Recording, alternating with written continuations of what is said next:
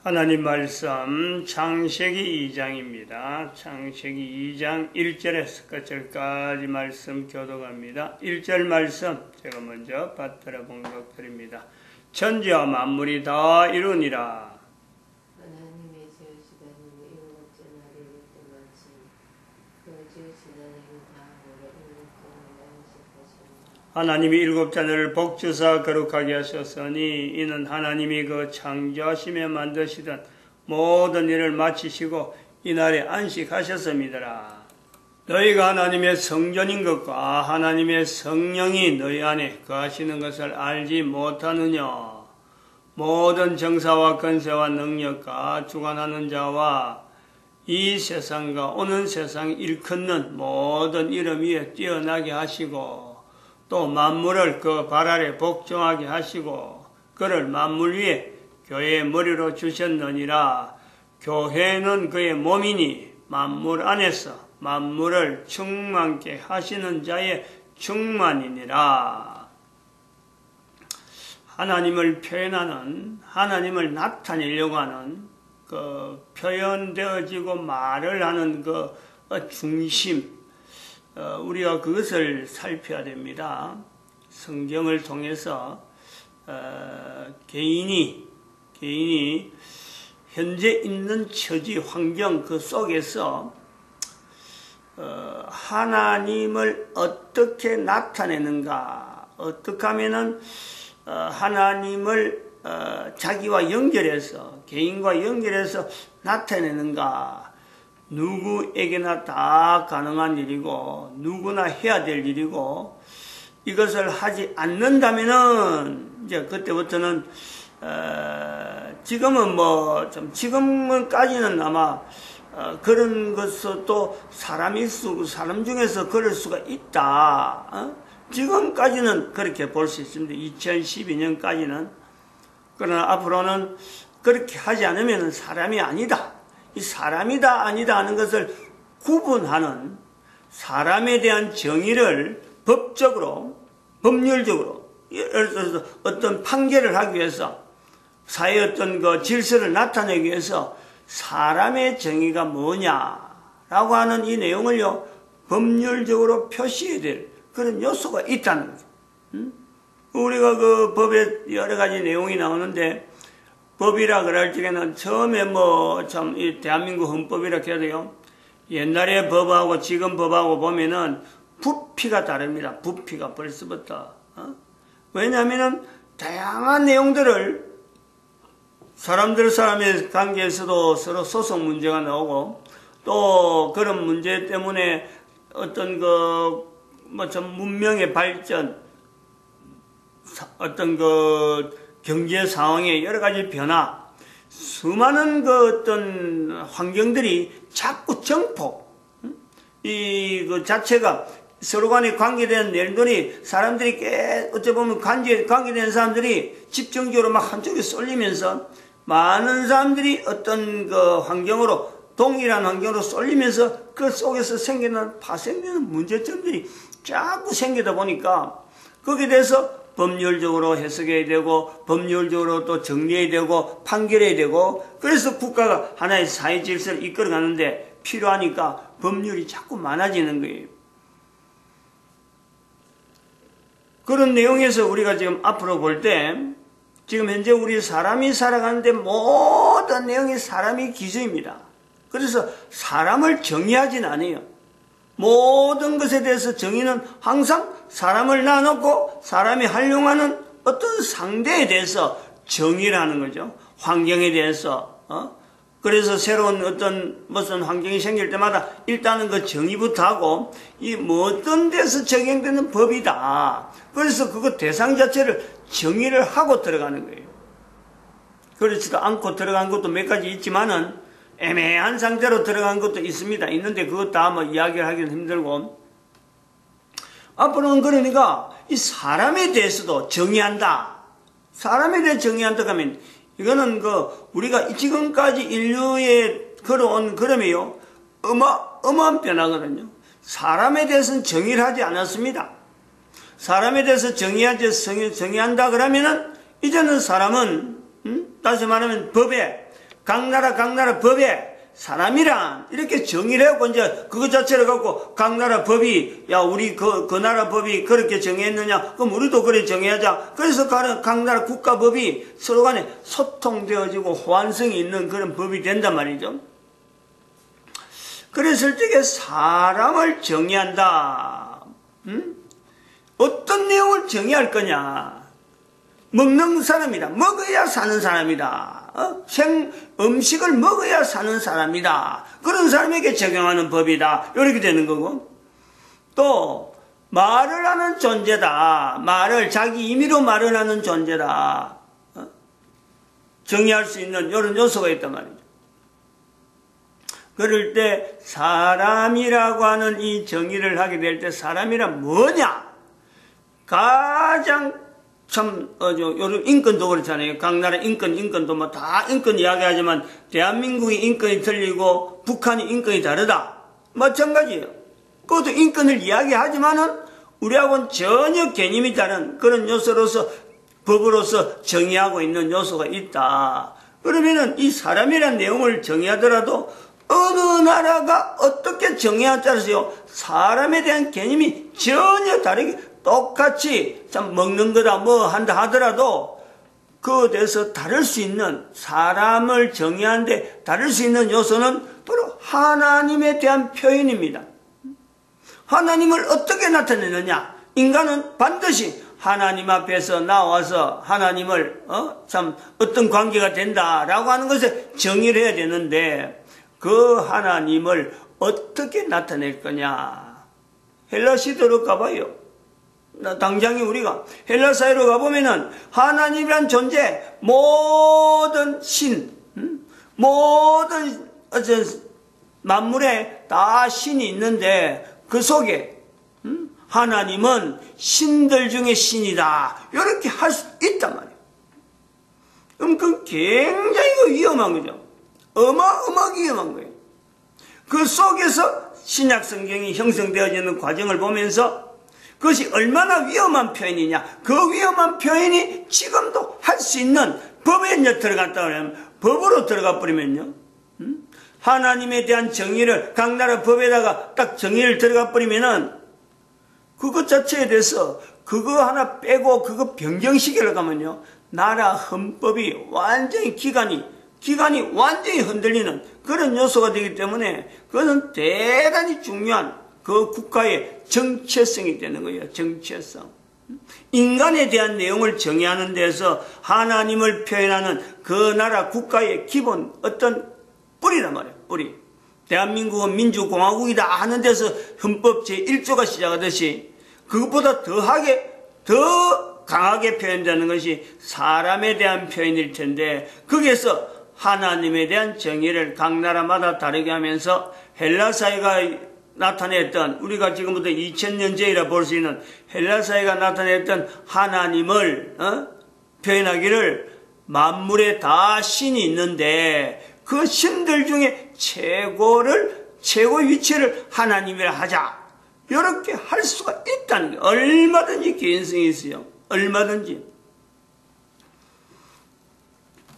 본문에 우리가 창세기 2장에서 우리가 교회라 하는 위치를 가지고 또 에베소서 1장에 있는 내용을 가지고 만물 중에서 만물을 충만케 하시는 자의 충만하는 이런 어떤 하나님에 대한 표현을 분명히 하려고 하는 내용이지만 그 나타내려고 하는 자세가 하나님을 쉽게 하나님은 이런 분이다 하나님은 저런 분이다 라고 정의하는 내용이 아니라는 거예요. 하나님에 대해서 표현하려고 하는 그 다양한 어떤 그 표현을 한 문장으로 표현하려고 하는 그 중심에는 구약에 있는 모든 내용의 어떤 전체 사건의 여러 가지 표현들, 구약 성경이라고 하는 구약 성경 전체적으로 또한 이스라엘 사회가 가지고 있는 사회 전체가 가지고 있는 어떤 개념, 그것 자체를 어머리에서 뭉치가지고 그런데 감히 한 인간이 표현할 수 있는가? 감히 하나님에 대해서 어떻게 표현할 수 있을까? 하는 그런 정말 참 두렵고 떨리는 마음이 있는 거예요. 우리 에베소서 1장 21절에서 23절 사이에 그 내용을 우리 찾아내야 돼. 그래서 찾아내고 또한 창세기 2장에서도 개인이 하나님 앞에 천지와 만물을 다 이루니라 그런 데서 이거 하나님이 이렇게 하셨다 쉽게 하지 않아요. 쉽게 그 말을 못하고 교회라고 하는 자기 자신이 내가 교회되는 자기 자신을 먼저 점검을 해서 교회가 이 내용을 이야기할 때 세월이 지나오는 역사 속에 인류사 속에 수천 년의 인류사 속에 수만 년이 된 인류사 속에 창세기 2장에서부터 나타난 아담과 하와 그 다음에 나타난 노아 홍수 그리고 이스라엘의 흔적들 예수님이 오심 그리고 또 2000년이 지나고 수많은 그 역사와 여러 가지 사건들 다 겸비해서 그 속에 지금도 남아있는 교회 그 자체에 대해서 내가 분명히 조심스러우면서도 내가 교회인데 내가 하나님의 성전인데 하나님의 성령이 나에게 있는데 천지와 만물을 다 이루니라 하는 데서 어떻게 여기에 대해서 하나님을 나타내려고 할 수 있을까? 내가 어떻게 감히 가능할까?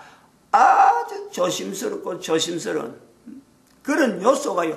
요구가 되는 거예요. 요구가 할 수 있는데 누구든지 교회라고 하는 위치는 되어지는데 그 속에서 하나님에 대한 표현을 누구든지 할 수는 있는데 조심에 대한 적어도 성경에서 표현되려고 하는 성경을 기록한 사람들이 나타내려고 했던 사도 바울같이 그렇게 하나님에서 이야기를 많이 하고 많은 사람들 앞에서 예수님을 나타내려고 그러고 자기 삶에 대해서 내가 왜 이렇게 산다라는 것에 대해서 분명한 정체성을 가지고 결혼도 하지 아니하고 그야말로 죽을 때까지 선교하면서 선교제를 다니면서 이곳저곳 다니면서 예수 그리스도께서 하나님이시다 하나님이 오신 것이다 하는 것을 알리는데 인생을 바칠 수밖에 없었던 어떤 전환점이 있잖아요. 전혀 그런 사람이 아니었는데 갑자기 그렇게 바뀌는 이런 삶을 보내는 사람 얼마나 하나님에서 말을 많이 했겠어요. 엄청나게 말을 많이 했죠.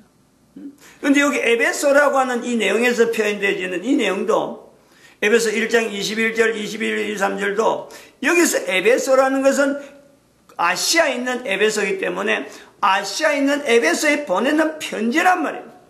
에베소에서 글을 쓴 게 아니고 에베소에 있는 그 교회에다가 편지를 쓴 것이 에베소서인데 어디서 썼겠느냐? 그러면 전도 여행 중에서 2차 전도 여행, 3차 전도 여행도 있고 막 여러 가지 참 표현도 있지만 2차 전도 여행에서 이제는 넘어가는 거예요. 그 2차 전도 여행에서 헬라 지역으로 넘어가는데 3차 전도 여행에서 2차에서부터 이제는 헬라 지역으로 넘어갔는데 3차, 2차에서 나올 수도 있지만은 그래도 대개 사람들이 3차 전도 여행에서 있을 수가 있겠다. 이런 내용까지 2차 내지 3차라 즉 아시아가 아닌 헬라 지역에서 바라보는 에베소서를 쓴단 말이죠. 그러면 하나님에 대해서 얼마나 말을 많이 했겠어요. 얼마나 많이 토론했겠어요. 그런 토론을 많이 하고 하나님에서 풍부하게 말을 할 수 있다라고 하는 그 사람의 입장에서도 우리가 에베소서 1장 21절, 22절, 23절에서 받아야 될 자세는 조심한다는 거예요. 조심. 할 수 있는 대로 최대한 조심해서 나타낸단 말이에요. 조심해서. 근데 우리는 지금 그 내용이 빠져있는 거예요. 그래 해도 되는 것처럼 되면 안 되는 거죠. 하나님은 여전히 이스라엘에게서 하나님이 되는 것과 이스라엘이 하나님을 부르는 것과 사도 바울이 참 신약에서 또 다른 사도들도 신약에서 나타내는 하나님을 부르는 것과 창세기 2장에서 부르는 것이요. 하나님은 달라진 분이 아니에요. 여전히 창조주입니다. 여전히 변함이 없어요. 지금도 여전히 하나님은 그 자리랍니다. 헬라라고 하는 사회 속에서 하나님에 대해서 표현하는 마치 모든 신들 중에서 최고의 위치에 있는 어떤 비교를 통해서 하나님의 자리를 두는 그런 내용이 하나님이 절대 아니란 말이에요. 그거 아니기 때문에 에베소 1장 21절에서 23절 이 내용이요. 두각을 이게 부각되는 부각. 그런 속에서 하나님을 나타내는 표현. 지금 우리가 뭐 예를 들어서 참 쉽게 말하면 이것을 어느 정도 우리가 참 깊게 이걸 생각이 되냐면 590년 이후로 인류사의 전체가 교황이 만들어 놓아진 하나님에 대한 여러 가지 표현들 교황이 만들어 놓은 거예요. 다 590년 이후로 전부 다 조직화되어지는 내용은 하나님에 대해서 교황이 의도적으로 하나님은 이런 분이다, 하나님은 이런 분이다, 교황이 만들어 놨다라고 해도 돼요.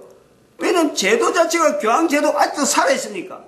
590년 이후로 인류 역사가 수많은 역사가 일어났는데 500년 단위로 나는 큰 사건들은 전부 다 교황이 관계되고 지금도 교황이 관계된 교황 제도가 관계되기 때문에 일어나는 수많은 사건을 우리가 인지를 그로 인해서 형성되어지는 하나님에 대한 인식이 지금 우리가 바라보고 우리가 말하고 하는 이런 내용에 교황이 만들어 놓은 의도적으로 해놓은 하나님에 대한 어떤 여러 가지 표현들, 여러 가지 어떤 이미지, 여러 가지 의도들이 지금은 전혀 없는 상태냐.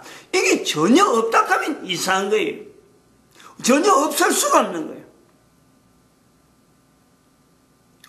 이런 걸 좀 이렇게 현재적으로, 이런 게 지금 지금 우리가 현재 살고 있는데 대한민국 땅이지만은 지형은 이태리하고 전혀 다르고 또 시대는 교황시대하고 전혀 다른 것 같지만은 현재 우리가 이 교황의 영향을 입어서 우리 국가 제도가 이렇게 되어지고 우리가 생각하고 사고하는 말들 속에서 교황이 남긴 여러 가지 제도의 영향에서 우리가 이럴 말한다. 이럴 수밖에 없다. 그러므로 우리가 현재적으로 있는 여러 가지 어떤 행해야 될 것 하지 말아야 될 것 중에서 잘못된 것 중에서 교황이 남긴 제도로 해서 잘못되어진 것을 있다. 이것을 인식해서 찾아낸다는 것은요. 이거는 대단히 중요한 내용이에요. 필요한 내용이에요. 괜히 국가를 상대로 해가지고 내가 들은 이야기가 그랬잖아요. 우리나라 지금 현재 대통령, 현재 문재인 대통령의 그 비서실장이 임종석 씨라, 임종석 씨. 그 사람이 하는 말이 이렇게 남겨져 있는데, 대한민국은, 그건 한긴 말이 그래요.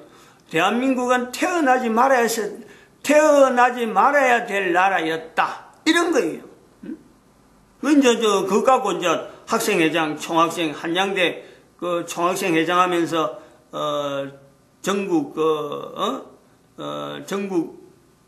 주사파, 학생회장, 그래갖고 3대인가 4대인가 학생회장을 해가면서 지금 반정부 운동만 하다가 이번에 문재인 대통령 되면서 대통령 당선시키는데 힘을 빌어준지, 힘을 보탰는지 비서실장으로 있단 말이에요. 그 사람이 한 게 말이 그래요. 대한민국은 태어나지 말았어야 될 나라. 이거는요, 전적으로 잘못하는 거예요. 국가라고 하는 이 개념 자체, 다시 말하면 이 590년 이후로 교황으로 남긴 각 나라가 남겨진 그 흔적들, 그 영향들, 이거 자체를 비교하지 아니하고 자기 나라에 대한 현재적인 상황, 현재 각 나라에서 일어난 상황, 요것만 비교하면요, 어느 누구든지 그 국가에 대해서 비판하려고 하는 자세가 되면은 어느 나라든지 어느 곳에 태어난 사람도 전부 다 자기 나라에 대해서 비판하려고 하면요, 똑같은 내용을 한다니까. 그 나라는, 자기가 태어난 나라는 태어나지 말아야 될 나라지, 어느 나라가 태어나기에 적당한 나라는 아무도 없어요. 어느 나라든지 그렇다니. 왜 그러냐면 590년부터 넘어왔던 이 숱한 하나님에 대한, 즉 헬라사회가 남아있던 그 하나님에 대한 개념을 교황이 그 교회에다가 성경을 해석하지 않고 넘어오던 수많은 세월, 1500년 동안에 교황제도 이후로 1500년에 가깝도록 성경을 인정을 않는 거예요. 교황이 말하는 게 전부 다가 된 거예요. 기준이 없이 말했다는 거예요. 그 기준이 없이 말한 걸 통해서 우리가 증거를 갈릴레오에 통해서 우리가 나타나는 거죠. 성경을 근거하지 않고 말하는 그런 것 때문에 그래갖고 막 중세에 여러 가지 일어나던 르네상스 운동도 사실은 교황제도에 대해서 반대하던 수많은 흔적들, 그 영향이 인문학이 발전되어 가는 과정에서 지금 우리가 지금 아무 영향이 없다. 그건 참 그 생각을 엄청나게, 그러니까 임종석이 같은 사람도 국가에 대해서 국가관을 이렇게 말하는 이런 표현을 자기 나름대로 정치운동을 한다 보니까 놈들 앞에서 막 한마디 한 내용이 이제 결국은 자기 어떤 정체성을 나타내는 표현으로서 이 나라는 태어나지 말아야 될 나라라고 말하지만 알고 보면 몰라서 그런 거죠. 무지한 거예요. 교황의 어떤 영향에 590년의 교황제도에 대한 이 내용에 대해서 이게 전혀 연결시키지 않았던 표현, 한 나라에만 단위를 두고 했기 때문에 당연히 그런 말이 나올 수밖에 없는 그런 어떤 무지의 어떤 참 소치다 이래 볼 수는 있지만, 이런 것처럼 개인이 이걸 우리가 다 알아요. 다 이걸 알고 적어도 하나님에 대한 내용이, 지금의 이런 표현한 내용이 전 세계적으로 지금 흘러가고 성경이 지금 어느 정도 표준적인 어떤 성경이 지금 전 세계에 보급되어 있는 지금에도 하나님에 대한 내용을 정의를 하지 못한다면은 우리는 기회를 잃는 거예요. 내 한 사람이 하나님의 성전인 것에 대한 이 요소를요 분명히 우리에게 알려주고 있는데, 앞으로 네오피림의 시대를 지금 당장 지금 눈앞에 두고 있고, 제품인간의 현장을 지금 우리가 분명히 보고 있고, 사람의 인권이 옛날하고는 전혀 다른 개념으로 지금 현재 인권 자체가요 자꾸 지금 변형되어 가고 있는 이런 요소예요. 개인이라고 하는, 인간이라고 하는 요소를 가지고 정의해야 될 시대를 우리가 준비하면서, 나는 지금 현재 나라고 하는 이 존재가 분명히 인간인데, 사람인데, 나는 나에 대해서 어떤 식으로 이 정의를 내가 하고 있느냐, 자기 자신에 대해서도 사람이라는 것에 대한 정의를 하지 않고 지금 있다면 이거는 시대적으로 어마어마하게 지금 위기적인 그런 요소가 있다. 개인은 분명히 성경에서 일컫는 대로 하나님의 성전, 하나님의 성령이 우리에게 같이 있으면서 바로 이 교회, 이것을 통해서 내가 이런 것을 인식하면서 내가 교회다. 내 자신의 한 사람의 교회로서 내가 하나님의 성전과 하나님의 성령이 나와 나에게 함께 있다는 것을 내가 인식하는 내용이 바로 이 교회라 하는 내용을 가지고, 이 교회는 내 한 사람 한 사람 교회인데, 교회의 머리는 바로 예수 그리스도래. 예수 그리스도. 나의 머리, 내가 주로 해야 되고 내가 참 주인으로 삼아야 될 내 자신 자체가 바로 교회로서 예수 그리스도께서 몸이라 그랬으면은 내가 지체라. 지체, 교회의 지체가 내 한 사람 한 사람이야. 내 한 사람 한 사람 사는 형태가 바로 그런 자세를 가지고 예수 그리스도의 지체로서 내가 분명한 위치를 가지고 살아가는, 만물 가운데 만물을 충만케 하신 자의 충만이 나로 말미암아 나타나는데, 내가요 내 몸 자체에서 구성구성이 나타나는 만물 전체에서 있는 어떤 구성요소의 모든 구성요소가 내 몸에 다 관계에 있다. 이 내용이요 만물을 충만케 하신 자의 충만으로서 교회가 받아들이는 몸으로서 예수님의 몸인데, 내가 몸인데 한 사람 한 사람의 그 정체성을 나타내는 시작점, 그것을 우리는 사춘기라고 이 개념을 분명히 지나면서 여기서부터 이런 내용을 가지고 사춘기를 해서 훈련해 나가면은 참 장담하지만 항상 이거는 강조하지만은 그렇게 사춘기를 준비해서 나아간다. 정말 우리가 군대에 들어가면요 아무리 강한 군대라도 훈련 기간이 필요한데, 훈련 기간에 강한 군대는 훈련을 아주 강하게 합니다. 바로 이 사춘기가 같은 거예요. 똑같은 사춘기를 보내더라도 훈련을 강하게 하면요, 인생 전체 끝날 때까지, 자기 코에 숨이 끝날 때까지 만족한 인생을, 만족한 삶을 산다. 하나님 앞에서 정말 참 예수 그리스도의 몸으로서, 예수 그리스도께서 몸이라 하는 그 교회로서 같은 교회에 자기 자신의 위치를 두면서 자부심을 가지고 살 수 있는 한 인간이 있다, 나온다, 된다.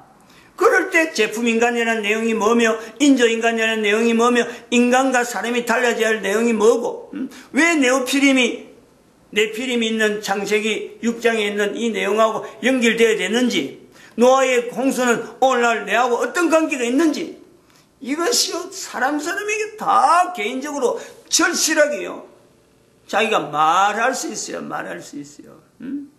이런 사람들이 많아지면은 네오피림이 아무리 강하게 득세한다 하더라도, 네오피림 속에서 살아간다 하더라도 차별을 하죠. 차별을.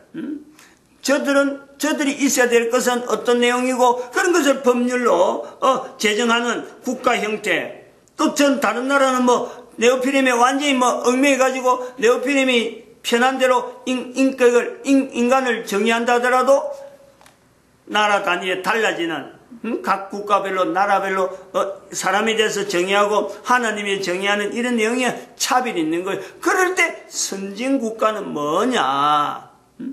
뭔가 기계가 발달해서 막 선진국가가 아니에요. 하나님에 대한 분명한 개념을, 교회락하는 개념을 가지고 조심스럽게 표현하면서 하나하나, 그래서 전 나라, 전 세계를요, 올바르게 인도할 수 있는 그런 나라가 선진국가라고 하는 위치가 분명히 주어져 있다. 그건 대한민국에 할 수 있는 요소랍니다.